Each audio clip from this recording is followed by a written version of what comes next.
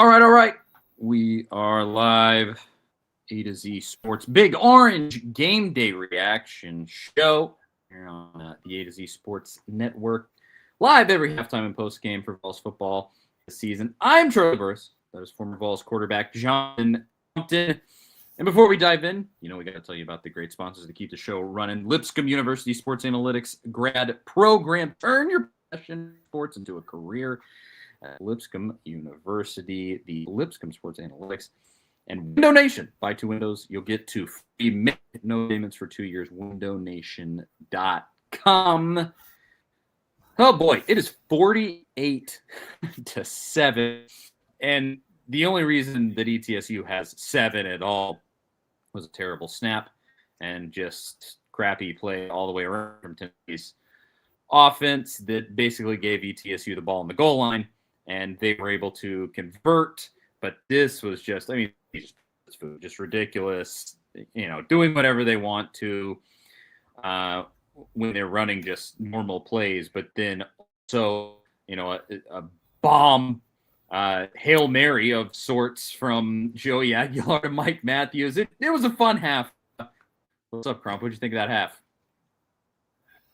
Oh, it was good. I mean, let's call it like it is. Kind of expected this playing ETSU today. I think we've done pretty much what we were supposed to do so far. I really do. I love our running game at the moment. Star Thomas is making me a believer in him. Oh, man. I like the way he runs. He's downhill. I mean, just hard-nosed, old-school football is what it feels like. 3 touchdowns on 12 carries. But, overall, I think it was a very productive half. Joey, anybody correct me if I'm wrong here, and maybe I'm overthinking it, but it almost feels like he feels more comfortable in this system than anybody has since Hendon already. Yeah, man. That's what it looks like. Yeah, it really does. Comfortable is definitely the best way to describe it, where he just is handling everything exactly the way you'd want him to. Is it perfect? No, it's definitely not. Obviously, the whole fumble getting the ball to ETSU, the fumble in the Syracuse game, all of these things, different mistakes that he's made. But the mentality that you got to have, the way that he just controls the field, sees the field, actually compared to Nico, actually goes through progressions and, it can assess the field. It's just really impressive. I mean, the kid fits like a glove, it seems. Hey, is it too early to say that? Is it too early? It just really seems that way. I wouldn't say it's too early to say it. I'm trying to think how to say what I'm outside of one play. All right. Outside of one play, you did everything you're supposed to do in that first half on the bots, the snap. So no, I don't think it's too early to say that everything's flowing the way it should. We look really good. And I was sitting here thinking, I was like, I don't know if I should say it, but the way I feel about it, and obviously everybody knows I'm very honest on the show about what I feel about the offense or the team in general. It is very early on in the year, but I said it last year. I did not get yes, we made the playoffs. Love that. Phenomenal. But I never had we have cohesiveness feeling. This is right now we're the youngest receiving core Heupel's had. Yes, we've got a 24-year-old quarterback, but it feels like this is the best offense we've had since 22 when we were stupidly explosive. Watching the game, I'm sitting there going, guys, we're snapping the ball with 27, 28 seconds on the play clock. That's the fastest we've played since 22. Now, we're not doing it every play, but a very good portion of the time, we're snapping the ball and going back to that tempo that we all love to see. So that's kind of where I'm at with it. So no, Charlie, I don't think it's too early to say all the things in the world about this offense right now, just because of outside of a couple drops or things like that. it was almost really flawless. But I do like what the people are saying. I muted what Heupel was saying at half about the second half will define this team. I do love that he has that mindset as a coach. I'm serious because now in to be a dominant team, we need to come out like it's 0-0 and go out there. Now, do I think the starters need to play? No, it's just me. But a championship team, you're only as good as your number twos. So now they need to get in and get reps for when we do get banged up in conference play, that we don't miss a beat. Absolutely. I really want to see some of the guys that you have in the wings. Obviously, I want to see the Merklinger. You definitely want to see George McIntyre in the second half. Really want to see George McIntyre. And you're definitely going to have the opportunity to do that. I mean, I don't play Aguilar another snap. Who really cares at this point? But it does just, there's no point in it. It was clear in that first half. They already told him not to run or anything. Like, they're definitely just like, protect the body, take it easy, go win this game by 100, which is what they're going to go. Clearly, they're on pace to do that. But when it comes to what you're saying there, it really does feel different. It just has, you don't know exactly how to describe it, but you know it when you see it. It has that, what do you say, cohesiveness, where it just is clicking, and that's very clear. And man, that's, I cannot tell you how encouraging that is. Now, this is a good question that I saw in the comments. Let me go back to it.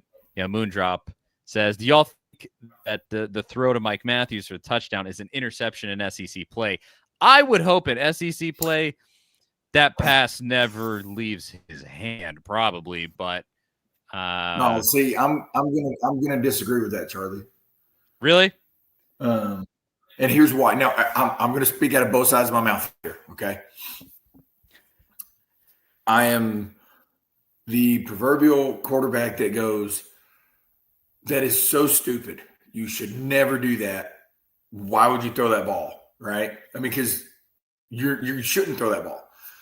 But then I sit here and go, and you watch all, like, it's becoming more and more, I guess you say, popular over the years, to where if they're going to intercept it, let them intercept it on the 5, make the tackle. It's like a hell of a punt, blah, blah, blah, blah, blah, and trust your guys.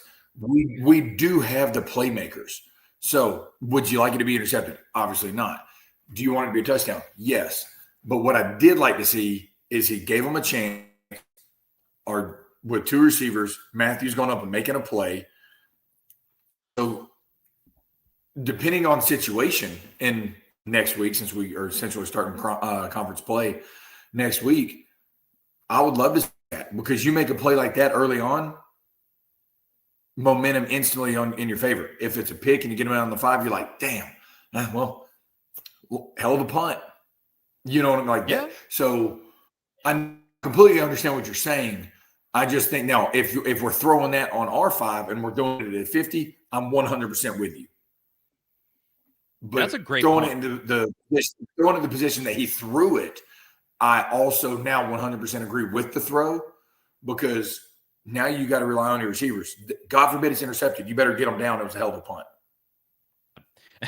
And even Colby in the comments says, my question is, was that ball actually for Matthews, or was it for Travis Smith, right, who was right in front? If it was for Smith, it was sketchy. If it was for Matthews, it was great location. Yeah. Obviously, Matthews. Obviously. Don't even question it. Clearly, it's for Mike Matthews. How dare you think anything other than that? Yeah, it's just a play that most likely, as I kind of said, I just get the feeling you wouldn't even see him go for that. I think Georgia has athletes that are a lot quicker, and I'm not even sure he could get that ball off against Georgia, because he's just not going to have the time. But regardless, hilarious, super fun play. That entire half of football, just complete domination. One of those, you don't even necessarily know what you're going to learn from this. Do you learn anything from this?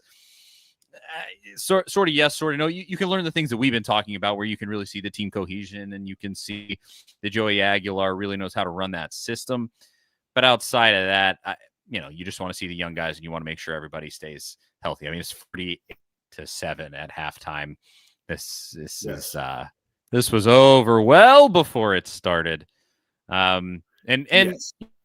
count your blessings. Florida only up 6-3 on USF right now. Clemson losing to Troy at the moment at Clemson. What? And I don't even know what to think about that one. Is it? It's the middle of the first quarter. I'm sure that one will straighten itself out. But yeah, it's good that it's just going this well. You haven't had any injuries so far. I don't like that David Sanders is not playing. If he starts against, I'll ask you that. If David Sanders' first start comes against Georgia, which you got to assume it will, right? Although Jesse Perry putting up you think it would? Yeah. I mean, that's got to be rough, right? I mean, you just suddenly going against one of the best defenses in America. Here you go, buddy. 18 years old. Good luck out there. I mean, that's pretty daunting. Is what it is, man. That's why you play the game. Once you're a starter, it doesn't matter your age. I mean, it's just what it is.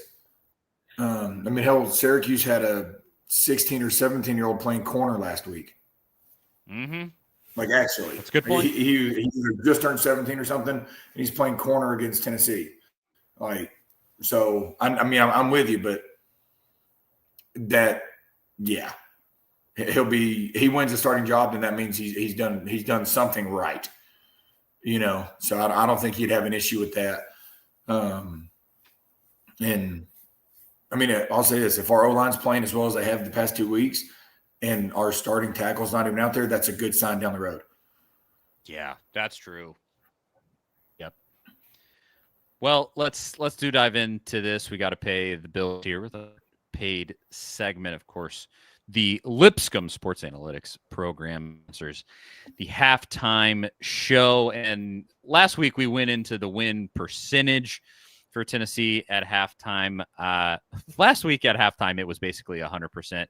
This week, it's got to just be, 99.9%, I got to think. 104%. Yeah, an absolute certainty. Whatever that is. But I was trying to pull up the team stats. Well, regardless, while that is pulling up, let's talk quickly about the Lipscomb Sports Analytics program. And revolutionize with the Lipscomb Sports Analytics program. Turn your passion into a profession. Get off the sidelines and into the action at Lipscomb, where you're going to make calls that count. Lipscomb University Sports Analytics program is turning sports fans into data-driven decision makers in the exciting world of professional athletics. Go to lipscomb.edu to find out more. At Lipscomb, we're not just watching the game, we're changing how it's played through the innovative sports analytics program. Go check it out. Here we go. While I did the read, we did get the stats up. 427 yards of offense for Tennessee in the first half, 72 for ETSU, 288 in the air, 139 on the ground. And man, I'll say, of the rushing on the ground, Star Thomas, man. We brought him up last week because he had an awesome game against Syracuse. Yeah. But this dude is a dude. And he you were saying this to me off here, right? You didn't say this on air. You kind of ranked running back currently, even though Star Thomas is kind of the third guy coming into the game currently.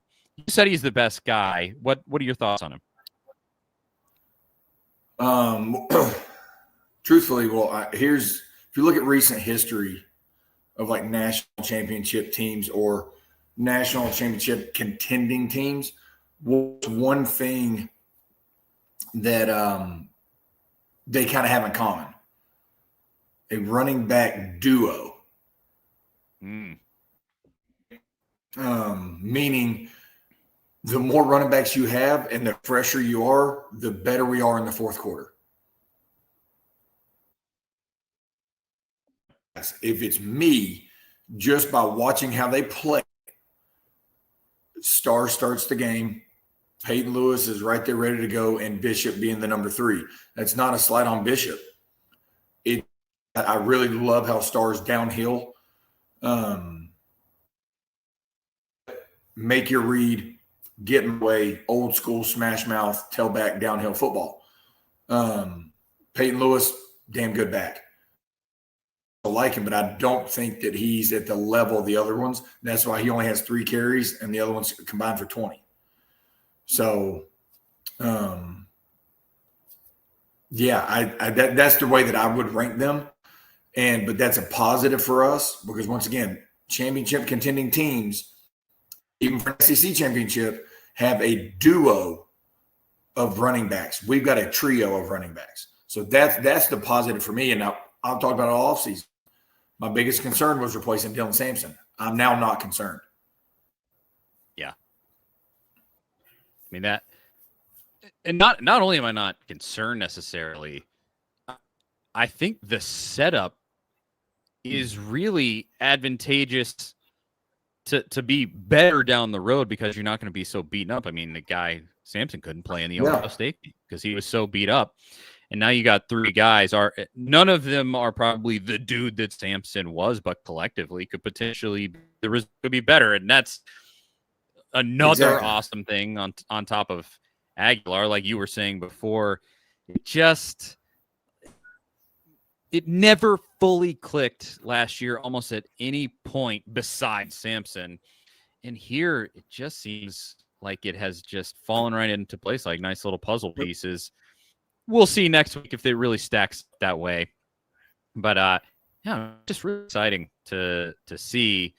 So before we go out into the half, we will cover the Georgia game, get Crump's thoughts on Georgia. We still I'm seeing in the comments that the Wi-Fi on your end, Crump, has degraded again. We got to get you to go down to the local Starbucks or something. Or maybe we can hook you up with some Starlink. I don't know.